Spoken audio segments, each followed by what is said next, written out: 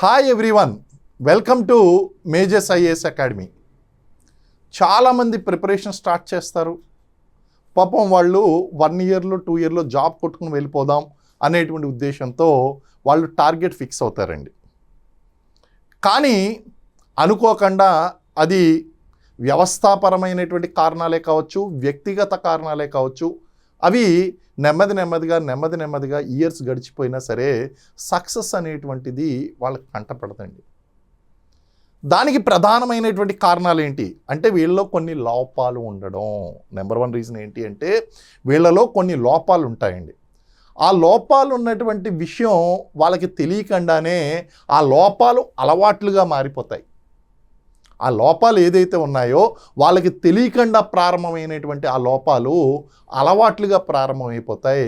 ఆ లోపాలు కనుక మీలో ఉన్నట్లయితే, ఆ అలవాట్లు కనుక మారినట్టయితే మీరు ఎప్పటికీ కూడా విజయం సాధించలేరు.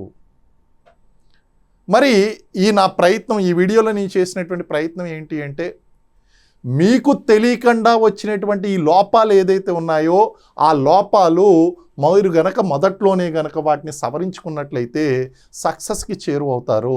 లేకపోతే మీకు తెలియకుండానే అపజయం వైపు వెళ్ళిపోతారు.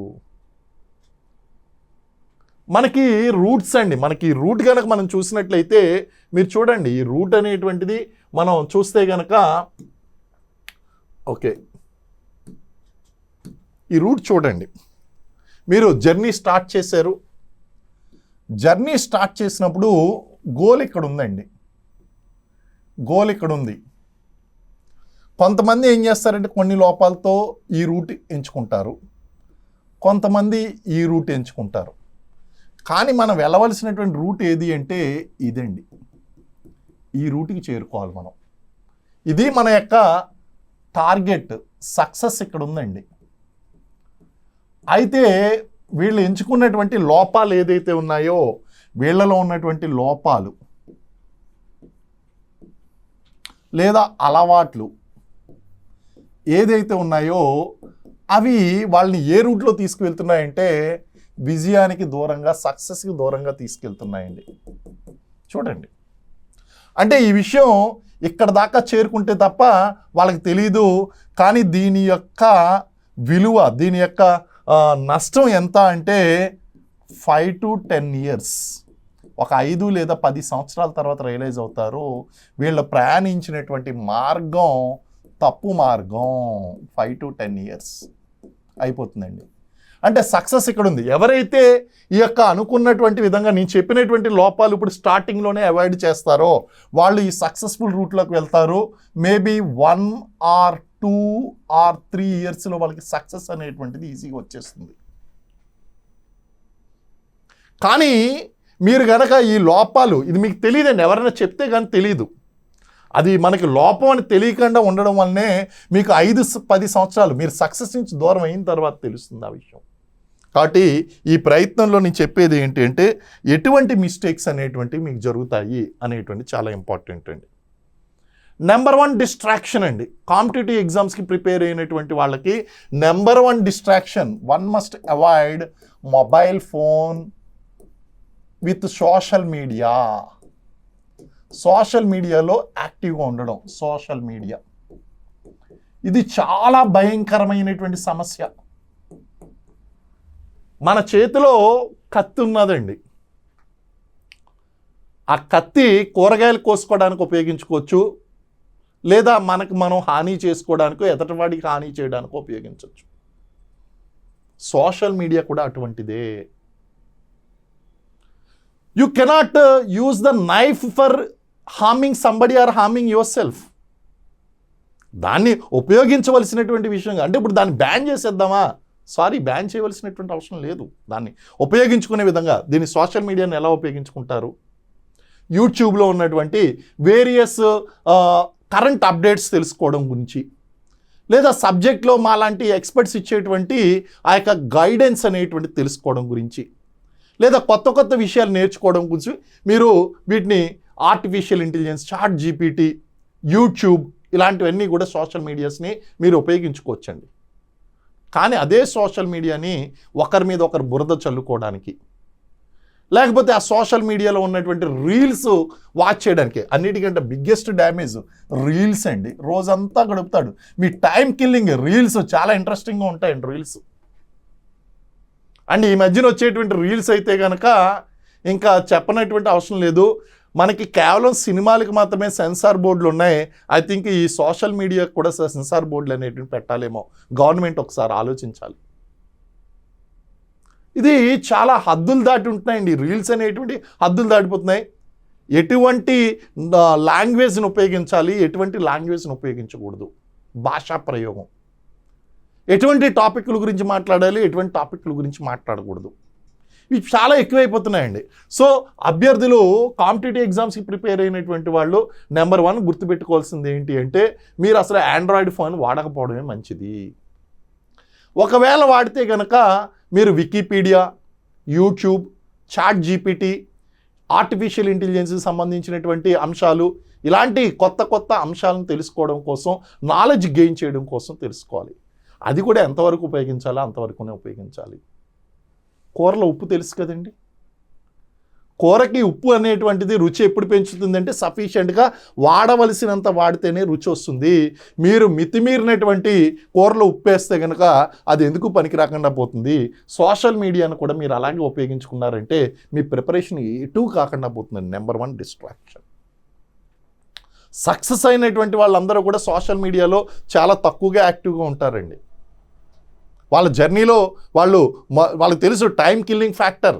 ఇది ఒక టైం కిల్లింగ్ ఫ్యాక్టర్ అండి. ఆ విషయంలో చాలా జాగ్రత్తగా ఉంటారు వాళ్ళు. అలాగే నెక్స్ట్ మనం చూసుకున్నట్లయితే రెండవది, వాళ్ళు చదువుతారు కానీ సిలబస్ మీద అవగాహన ఉండదు. ఇప్పుడు చాలా ఇన్స్టిట్యూట్లో స్టూడెంట్లు చదువుతూ ఉన్నారండి. వాళ్ళని ఒకటే ఒక క్వశ్చన్ మిమ్మల్ని మీరే ప్రశ్నించుకోండి. అసలు గ్రూప్ 2 సిలబస్ నీకు తెలుసా? ఎన్ని పేపర్లు ఉన్నాయన్నది కాదు, ఆ పేపర్లో నువ్వు కళ్ళు మోసుకుని ఏ సబ్జెక్ట్లో ఏ టాపిక్ ఉందో నువ్వు నాకు చెప్పు. చూసారా? సిలబస్ మీద అవగాహన లేకపోవడం, ఏం చెప్తున్నారో ఏం చదువుతున్నారో అవగాహన లేకపోవడం. దీనివల్ల ఏమవుతుందంటే 5 మార్కులకి 10 మార్కులకి 10 నెలలు చదువుతారు. 50 మార్కులకి 100 మార్కులకి 150 మార్కులకి 15 రోజులు చదువుతారండి. ప్రయారిటీస్ తెలియదు మీకు సిలబస్ తెలియకపోతే. సో కోచింగ్ సెంటర్లో ఏం టీచ్ చేస్తే 5 నెలలు 6 నెలలు అదే చదువుకుంటారు. సిలబస్ మీద అవగాహన లేకపోవడం. ఈ లోపం కనుక మీకు ఉన్నది అంటే కనుక మీరు ఫెయిల్ అవ్వడం గ్యారంటీ. ఎంతసేపు చదువుతున్నాం, ఎన్ని మార్కులు కవర్ అవుతున్నాయి, ఏం నేర్చుకుంటున్నాం అన్నది మీరు ఎప్పటికీ గమనించలేరు. కాబట్టి సిలబస్ మీద అవగాహన లేకపోవడం బిగ్గెస్ట్ డ్యామేజ్ అండి, లోపం, చాలా పెద్ద లోపం. మూడవది టైం పాస్ ఫ్రెండ్స్ అండి. టైం పాస్ సోషల్ మీడియాలోనే కాదండి. పాపం మీ ఇల్లు వదిలిపెట్టి ఫస్ట్ టైం వచ్చారు, హైదరాబాద్ వచ్చారు. హైదరాబాద్ వచ్చిన తర్వాత ఇక్కడ రకరకాల ఫ్రెండ్స్ అందరూ కూడా పరిచయం అవుతూ ఉంటారు. రకరకాల ఫ్రెండ్స్ పరిచయం అవుతూ ఉంటారు. ఆ పరిచయం అయినప్పుడు మీకు ఏం జరుగుతుంది అంటే వాళ్ళు పద గుడికి వెళ్ళొద్దాం, సరదాగా సినిమాకి వెళ్ళొద్దాం అని చెప్పేసి షికార్లు. ఫస్ట్ రావడం బాగానే వస్తారు, అశోక్ నగర్కి లేదా ఈ కోచింగ్ సెంటర్లకు వచ్చేటువంటి వాళ్ళు రావడం బాగానే వస్తారు. నెమ్మదిగా పరిచయాలు పెరుగుతాయండి. పరిచయాలు పెరిగిన తర్వాత నెమ్మదిగా టెంపుల్స్కి వెళ్ళడం, నియర్ బై ఇంట్రెస్టింగ్ టూరిస్ట్ స్పాట్లకి వెళ్ళడం బాగానే ఉంటుంది. ఆ తర్వాత నెమ్మదిగా క్లాసులకు కూడా రావడం మానేస్తారు. ఇది ఒక ఎంజాయ్మెంట్ ఏరియాగా మారిపోతుందండి. టైంపాస్, ఎందుకంటే ఆ ఏజ్లో డిస్ట్రాక్షన్స్ చాలా ఉంటాయి. ఆ డిస్ట్రాక్షన్కి అన్నిటికీ లోన్ అయిపోతారండి. లోన్ అయిపోయిన తర్వాత క్లాసులు కూడా ఎగ్గొట్టేస్తారు. ఆ తర్వాత ఎగ్జామ్స్ దగ్గరికి వచ్చిన తర్వాత మాకు పోస్ట్ పోన్ చేయండి, మాకు ఎగ్జామ్స్ వాయిదా వేయాలి, మాకు సిలబస్కి టైం ఇవ్వలేదు, ఈ ప్రారంభిస్తారండి. తర్వాత ఫెయిల్ అవుతారు. ఆ తర్వాత మళ్ళీ ఇంటి దగ్గర అప్పు చేసి తర్వాత మళ్ళీ వచ్చి జాగ్రత్తగా ఈసారి ఖచ్చితంగా జాబ్ కొట్టాలి అని చెప్పేసి వస్తారండి. అదే కనుక మీరు స్టార్టింగ్లోనే లోపాన్ని కనుక గుర్తించినట్లయితే, అన్నారు కదా తెలిసి ఎవరు తప్పు చేయరు. మీలో తెలియక ఏం చేస్తారు, ఇది లోపం అనేటువంటి విషయాన్ని మీకు మీరు తెలియకుండానే ఆ డిస్ట్రాక్షన్స్కి లోన్ అయిపోతారు. లోన్ అయిపోయి ఆటోమేటిక్గా వెళ్ళిపోతారు, టైం పాస్ చేస్తారు. టైం పాస్ అనదర్ డిస్ట్రాక్షన్ అండి. నెక్స్ట్ ఫోకస్ లేకపోవడం. నెక్స్ట్ ఏంటి అంటే ఫోకస్ ఉండదండి. మీరు ఏం చేస్తున్నా సరే దాని మీద ఫోకస్ అనేటువంటిది లేకపోవడం, ల్యాక్ ఆఫ్ ఫోకస్. ఫోకస్ లేకపోవడం, ఫోకస్ లేకపోవడం అండి. అంటే మీరు దేని గురించి చదువుతున్నారు, ఏం నేర్చుకుంటున్నారు, ఫోకస్. అసలు ఎందుకు వచ్చాం, హైదరాబాద్ ఎందుకు వచ్చాం, ఆన్లైన్ కోచింగ్ ఎందుకు జాయిన్ అయ్యాం, ఎందుకు ఆఫ్లైన్కి వస్తున్నాం, ఎందుకు కోచింగ్ సెంటర్లకు వస్తున్నాం, ఏం నేర్చుకోవాలి, ఎలా ప్రిపేర్ అవ్వాలి, ఈ ఫోకస్ అనేటువంటిది మిస్ అయిపోతుందండి. మిస్ అయిపోయి అది ఎప్పుడు గుర్తొస్తుందంటే ఫెయిల్ అయిన తర్వాత గుర్తొస్తుంది, లేదా ఎగ్జామ్స్ ముందు గుర్తొస్తుంది. అరే మనం రాంగ్ రూట్లో వెళ్తున్నాం. అది రియలైజేషన్ కూడా చాలామందికి రాదు. ఏంటంటే ల్యాక్ ఆఫ్ ఫోకస్ అంటే దృష్టిని కేంద్రీకరించకపోవడం. ఫోకస్ లేకపోవడం అంటే ఏదైనా ఒక విషయం మీద ధ్యాస పెట్టకపోవడం, ఫోకస్ చేయకపోవడం. నీ ఫోకస్ ఏంటి? చుట్టూ ఉన్నాయి నీ ఫోకస్ కాదు. నీ ఫోకస్ ఏంటి అంటే గ్రూప్ 2 సాధించడం, సిలబస్ని కంప్లీట్ చేయడం, తెలియంది నేర్చుకోవడం, దాన్ని బాగా ప్రాక్టీస్ చేయడం. ఇది నీ ఫోకస్. ఈ ఫోకస్ వదిలిపెట్టేస్తారండి. ఫోకస్ లేకపోవడంతో డిస్ట్రాక్ట్ అయిపోతారండి. కొంతమందికి ఇంకో లోపం ఉంటుందండి, ఎక్కువసేపు చదవలేకపోవడం. నేను చదవలేనండి ఎక్కువసేపు అంటారు. ఎక్కువసేపు చదవకపోవడం. మరి చదవకపోవడం కాదు, చదవలేకపోవడం. ఇది ఒక లోపం అండి. చదవలేకపోవడం అంటే ఏంటి? మీరు ఫోకస్ చేయడం లేదు. ఆ ఎక్కువసేపు మీరు ఒక చోట కూర్చోలేకపోతున్నారు, ఏదైనా ఒక అంశం మీద ఫోకస్ చేయలేకపోతున్నారు. వీటికి సొల్యూషన్ తెలుసుకోవాలి. మీరు కాన్సన్ట్రేషన్ పెరగాలంటే మెడిటేషన్ చేయాలి. రామకృష్ణ మఠ్ పక్కనే ఉందండి, వెళ్ళండి, ధ్యానం నేర్చుకోండి, మెడిటేషన్ నేర్చుకోండి, సాత్విక ఆహారం తీసుకోండి. అంటే మీ సిలబస్కి అనుగుణంగా, మీ యొక్క ఫోకస్కి అనుగుణంగా మీ యొక్క జీవిత విధానం ఉండాలి. అప్పుడు మీరు రోజుకి 10 గంటలేంటి, 12 గంటలేంటి, 20 గంటలు కూడా చదువుతారు. అఫ్కోర్స్ ఇంపాసిబుల్ అనుకోండి 20 గంటలు చదవడం అనేటువంటిది. బట్ చుట్టూ ఉన్నటువంటి మీరు రూమ్లో ఉంటే చదువుకోలేరు. అదే స్టడీ రూమ్కి వెళ్ళినప్పుడు మీరు గంటల కొద్దీ ఎలా చదువుతున్నారంటే ఆ అట్మాస్ఫియర్ క్రియేట్ అవుతుందండి. అంటే మీరు అలా ప్రిపేర్ అయ్యేటువంటి వాళ్ళ మధ్యన చదువుకోవాలి. సో ఎక్కువసేపు చదవలేకపోవడం అనేటువంటి లోపాన్ని అధిగమించాలి. ఎక్కువసేపు చదవాలంటే కాన్సన్ట్రేటెడ్ ఏరియాస్కి వెళ్ళండి. లైబ్రరీలో కూర్చొని చదువుకోవడమో, స్టడీ సెంటర్లో కూర్చొని చదువుకోవడమో, మీ చుట్టూ ఉన్నటువంటి వాళ్ళు చదువుకునే వాళ్ళతో స్నేహం చేయడమో, ఇలాంటివి చేస్తే మీరు కూడా ఎక్కువసేపు చదవగలుగుతారు. అలాగే మెడిటేషన్ అనేటువంటిది మంచి సొల్యూషన్ అండి. దీంతోపాటు టైంకి టార్గెట్ కంప్లీట్, ప్రొకాస్టినేషన్ అండి, వాయిదా వేయడం. ప్రతిదీ కూడా వాయిదా వేయడం. ఈ వాయిదా వేయడం అనేటువంటి జబ్బు వచ్చింది అంటే మీరు ఎప్పటికీ విజయం సాధించలేరు. ప్రొకాస్టినేషన్ అండి. ఈరోజు కంప్లీట్ చేయవలసినటువంటి సిలబస్ కంప్లీట్ చేయవలసింది 600 అయినా, ఏది జరిగినా మీరు 100% ఆ సిలబస్ అనేటువంటిది కంప్లీట్ చేయాలి. టైంకి టార్గెట్స్ రీచ్ అవ్వాలి. Daily target, weekly target, fortnightly target, monthly target, quarterly target, yearly target పెట్టుకోవాలండి. పెట్టుకుని మీరు ఆ టార్గెట్స్ వాయిదా వేయకుండా ఖచ్చితత్వంతో మీరు చేసినట్లయితే మీరు ఖచ్చితంగా సెలెక్ట్ అవుతారు. ఈ లోపాలు కనుక మీలో ఉంటే కనుక అర్జెంటుగా వాటిని అధిగమించండి. లేకపోతే నేను చెప్పాను కదా, చూడండి మళ్ళీ చూపిస్తున్నాను. మీకు సక్సెస్ ఇక్కడ ఉందండి, మీ సక్సెస్ ఇక్కడ ఉంది. కానీ మీరు రాంగ్ రూట్లో మీ లోపాలు, అలవాట్లు, బ్యాడ్ హ్యాబిట్స్, ఇవన్నీ కూడా బ్యాడ్ హ్యాబిట్స్ అండి. గుడ్ హ్యాబిట్స్ కాదు, బ్యాడ్ హ్యాబిట్స్. లోపాలు, మీలో ఉన్నటువంటి లోపాలు, ఇవన్నీ కూడా మిమ్మల్ని డీవియేట్ చేస్తూ వేరే రూట్కి తీసుకెళ్తూ ఉంటాయి.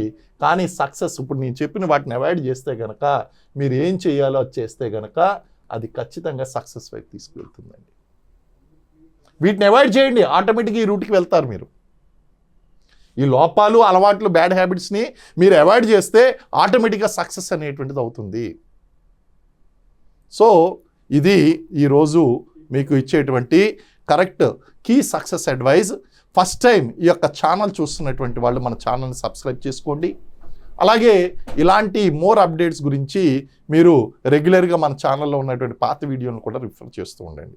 ఈ స్క్రీన్పై స్క్రోల్ అవుతున్నటువంటి మన యొక్క యాప్ ఏదైతే ఉందో అకాడమీ యాప్ని డౌన్లోడ్ చేసుకోండి. ఫ్యూచర్లో మనకి ఆల్రెడీ కొన్ని కోర్సెస్ లాంచ్ అయ్యాయి, అలాగే ఫ్యూచర్లో కూడా కొన్ని కోర్సెస్ లాంచ్ అవుతున్నాయి. రెగ్యులర్ అప్డేట్స్ అనేటువంటివి మీకు వస్తాయి. Thank you very much. Jai Hind, wish you all the best.